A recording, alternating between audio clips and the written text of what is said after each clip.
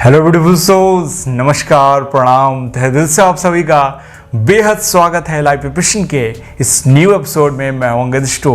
I help people to flame reunion and self improvement, dark side of numbers, synchronicities, repeated number का बार बार दिखना अलग अलग। आप लोगों के कमेंट में देख रहा था जो मैंने नंबर्स की मीनिंग बताई है कई बार, उसमें लोगों को बार बार अलग अलग नंबर दिख रहे हैं हर कहीं।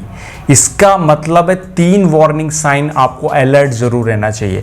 आपकी ट्विन फ्लेम रियूनियन में नहीं प्रॉब्लम आएगी अगर आप इस जर्नी में हैं, अगर नहीं है तभी भी प्रॉब्लम आएगी। आपकी मैरिज लाइफ में डिले हो सकता है, अप डाउन हो सकता है अगर ये वार्निंग साइन आपको दिख रहे हैं। बार बार अलग अलग नंबर दिख रहे हैं। मान लीजिए 69 1 दिख रहा है, नॉर्मल है। अगर आपको दूसरे नंबर भी साथ साथ दिख रहे हैं, अगर कुछ विशेष नंबर बार बार दिखे जा रहे हैं, हर कहीं घड़ी में दिख रहे हैं, बाहर जा रहे हो तो दिख रहे हैं, और आप मोबाइल में कोई टाइम देख रहे हो तो दिख रहे हैं, इसका मतलब यूनिवर्स आपको 3 मेजर साइन के लिए गाइड करना चाहता है, वार्न करना चाहता है। क्योंकि पूरा यूनिवर्स, हम खुद एक वाइब्रेशंस के फॉर्म में, ये नंबर्स भी एक फ्रीक्वेंसी हैं, एक वाइब्रेशंस हैं। आपकी वाइब्रेशंस बदलेगी, फ्लैक्चुएशन होगा तो आपको डिफरेंट काइंड ऑफ मैसेजेस और नंबर दिखने लगते हैं। और गॉड हमेशा हमको गाइड करते हैं, डिवाइन हमेशा हमको गाइड करते हैं। अगर आप इस जर्नी को पूरा करना चाहते हैं तो इन संकेतों को जरूर ध्यान दें। पहला साइन कौन सा है? Away from energy vampires. अगर आपको ये रिपीटेड नंबर बार बार दिख रहे हैं तो डेफिनेटली इन 3 में से कोई एक प्रॉब्लम जरूर होगी।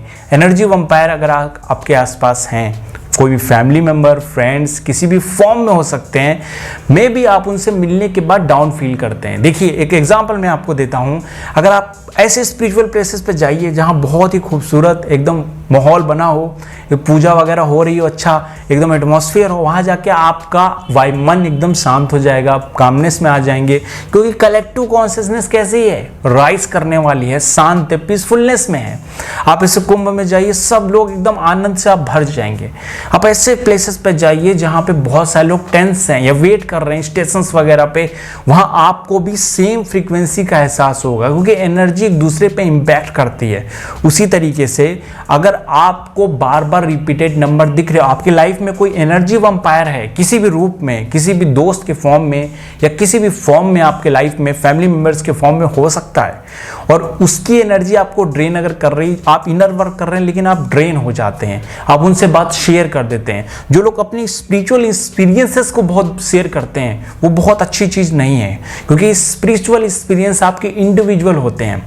आप उसको ऑब्जर्व करिए। कोई मेंटर जब तक ना हो या उसको गाइड करने वाला गुरु ना हो तब तक उन चीजों को नहीं शेयर करना चाहिए। अगर आप ये करते हैं तो उसका लॉन्ग टर्म पे बहुत अच्छा इंपैक्ट नहीं पड़ता है। तो अवेयर रहिए इन चीजों से, और एनर्जी वैम्पायर से अगर आप इन चीजों को शेयर करें तो डेफिनेटली आपकी स्पिरिचुअल ग्रोथ पे 4 तरीके से इंपैक्ट होता है। आपकी स्पिरिचुअल ग्रोथ, मेंटल ग्रोथ, आपकी इमोशनल ग्रोथ, आपकी फिजिकल ग्रोथ पर भी, आपकी बॉडी पर भी, हेल्थ वाइज भी आप पे इंपैक्ट करता है। काफी बार आप महसूस करेंगे, आप कहीं जाएंगे, सामने वाले को कोई प्रॉब्लम है, आपको भी वही शुरू हो जाएगी, क्योंकि आप एनर्जी सस्टेन कर लेते हैं, आपका ऑरा सॉफ्ट है।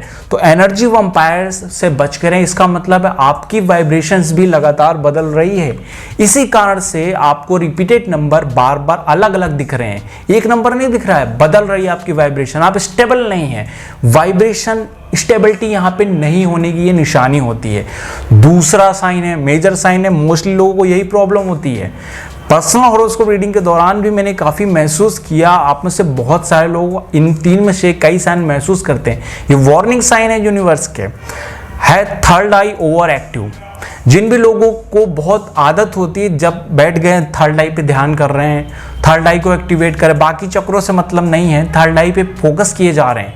अगर आपने बहुत ज़्यादा मेडिटेशन किया है थर्ड आई का, या थर्ड आई का बहुत ज़्यादा आप ध्यान देते हैं, मेडिटेशन करते हैं, तो ये ओवर एक्टिव हो जाएगी। जब तक आपके नीचे के प्रॉपर चक्रा बैलेंस ना हो तब तक हायर चक्रों पे कभी वर्क नहीं करना चाहिए। अगर आप ऐसा करते हैं तो वो एक्टिवेट हो जाएगा, आपको स्पिरिचुअल एक्सपीरियंसेस बहुत सारे होने लगेंगे, आपको नंबर्स भी बहुत दिखने लगेंगे, आप सोल से कनेक्ट होने लगेंगे, आप एंजल्स से कनेक्ट होने लगेंगे, लेकिन आपके बेसिक प्रॉब्लम वैसे की वैसे रहेगी। आप रिलेशनशिप वाइज ग्रोथ नहीं कर पाएंगे, आप मैरिज वाइज डिले होगा, प्रॉब्लम आएगी, सेपरेशन आएगा। ये सारी स्टेज वही कि आपके नीचे के सैक्रल चक्र, रूट चक्र और सोलर प्लेक्सस, इन चक्रों में दिक्कत है, हार्ट चक्र में दिक्कत है। इसी वजह से आप इन चक्रों को छोड़ के जब आप बहुत ज़्यादा अपनी स्पिरिचुअल स्ट्रेंथ को बढ़ा लेते हैं, आपको बहुत इरिटेशन होने लगता है।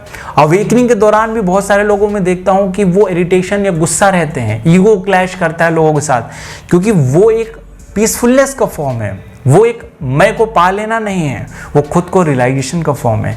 जब आप नीचे के चक्रों को बैलेंस कर लेते हैं तभी ऊपर के चक्रों पे काम करना चाहिए।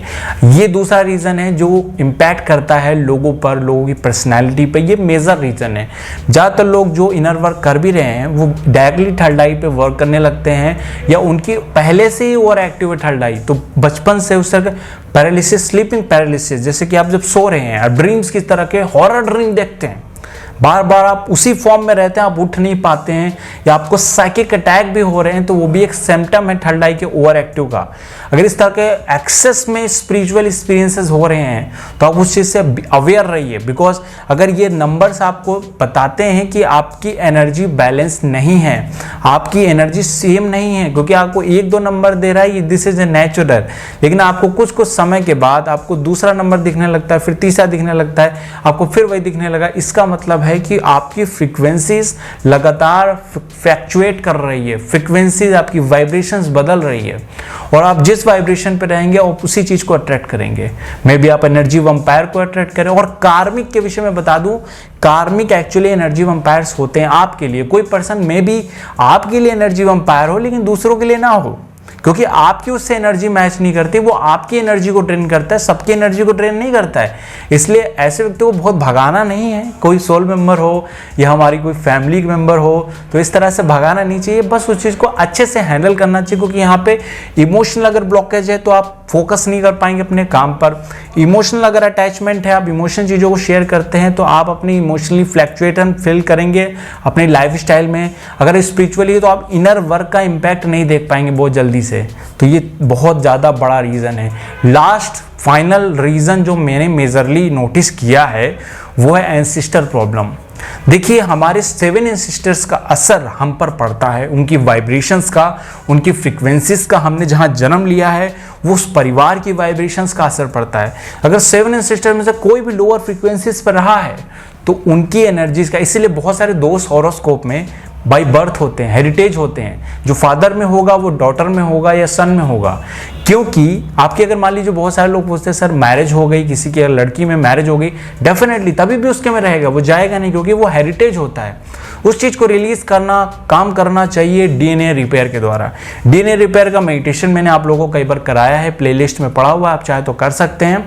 अगर नहीं करते तो कुछ दिनों बाद मेरा न्यू मेडिटेशन आएगा जिससे भी आप अच्छे से कर सकते हैं। जंक डीएनए के विषय में आपने सुना होगा, जो निगेटिव एनर्जीज बार बार इंटेंशन और बिलीव इसमें गड़बड़ हो जाता है, तो आपको उस जंक डीएनए को रिमूव करना है, आपको अपने उस जंक डीएनए को एक्टिवेट करना है। बहुत सारा फॉर्म हमारे निगेटिव फॉर्म में है, या हमारे एंसेस्टर जो नया बर्थ नहीं ले पा रहे हैं अटैचमेंट के कारण, या हम उनसे जाने नहीं दे रहे, या उनकी किसी तरह से असमय मृत्यु हुई हो, अपनी उस फॉर्म में रहते हैं, सूक्ष्म शरीर में रहते हैं, हमारे पे उन ऊर्जाओं का प्रभाव पड़ता है। उस एंसेस्टर दोष का प्रभाव के कारण हम अपनी ट्विन फ्लेम जर्नी को पूरा नहीं कर पाते हैं। हमको लाइफ में मैरिज रिलेटेड बहुत सारी प्रॉब्लम आती है, मैरिज में डिले होता है, या हम अपने करियर क्षेत्र में जिस पोजीशन तक हम पहुंच सकते हैं, जिस हायर स्टेज तक हम पहुंच सकते हैं, या हम जितने हमारे अंदर टैलेंट है हम उतना यूज नहीं कर पा रहे हैं। इसका मतलब ये 3 मेजर साइन जो हमेशा हमें इंपैक्ट करते हैं। तो पहला है एनर्जी वंपायर, जो आपकी एनर्जी ड्रेन करते हो, उनसे अवेयर रहें, उनको संभालें, उनको देखें, उनकी एनर्जीज का कहीं इंपैक्ट तो नहीं कर रहे हैं, चाहे वो किसी भी तरीके से हो, मेंटली हो, फिजिकली हो, स्पिरिचुअली हो, किसी भी वे से अगर आप असर कर रहे हैं तो डेफिनेटली उस पार्ट को आपको वीक कर देंगे।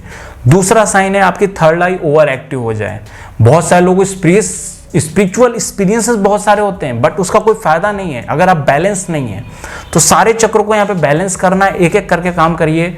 लास्ट साइन है आपके एंसेस्टर प्रॉब्लम।